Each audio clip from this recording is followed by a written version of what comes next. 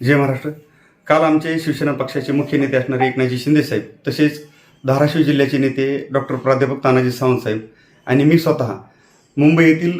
शासकीय निवासस्थान असणाऱ्या नंदनवन बंगला येथे आमची भेट झाली आणि धाराशिव जिल्ह्यातील जिल्हा परिषद आणि पंचायत समिती आता नुकत्याच पार पडलेल्या निवडणुकांच्या संदर्भात अनुषंगाने चर्चा पार पडली। या चर्चेमध्ये एकनाथजी शिंदे साहेबांनी माझी भूमिका, तानाजी सावंत साहेबांची भूमिका स्पष्टपणे ऐकून घेतली आणि ही भूमिका ऐकून घेत ह्या आठवडाभरामध्ये आणि ह्या महिनाभरात ज्या घडामोडी घडल्या, ज्या पद्धतीनं शिवसेनेवर विनाकारण शिवसेनेला गृहीत धरून ज्या गोष्टी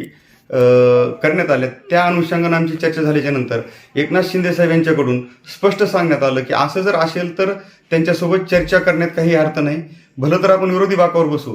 परंतु त्यांच्यासोबत चर्चा करण्याचं काहीही कारण नाही आणि सत्ता समीकरणं जुळवण्यासाठी काही जी त्यांनी समीकरणं सांगितली ती इथं मीडियाच्या माध्यमातून समोर आणण्याचं काही कारण नाही, कारण त्या अंतर्गत गोष्टी आहेत। परंतु एकनाथ शिंदे साहेबांनी स्पष्ट सांगितलं की त्यांच्यासोबत सत्ता समीकरणाच्या अनुषंगाने चर्चा करण्याचं काहीही कारण नाही।